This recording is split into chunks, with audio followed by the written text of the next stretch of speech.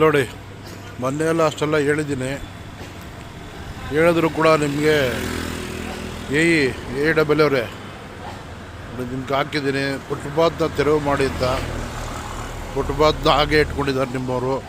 ಅದೇನು ಮಾಡ್ತಾರೆ ಅಂತ ಗೊತ್ತಿಲ್ಲ, ನೀವೇನು ಮಾಡ್ತೀರ ಅಂತ ಗೊತ್ತಿಲ್ಲ.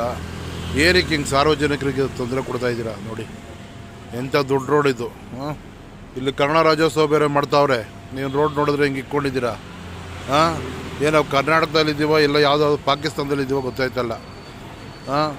ಏನು ರೀ ಸಾಹೇಬ್ರೆ, ನೋಡಿ ನೀವು ನಿಮ್ಮ ಸಿಬ್ಬಂದಿ ನೀವೆಲ್ಲ ಸೇರ್ಕೊಂಡು ಮಾಡ್ತಾರಂತ ಕೆಲ್ಸಗಳಿದು.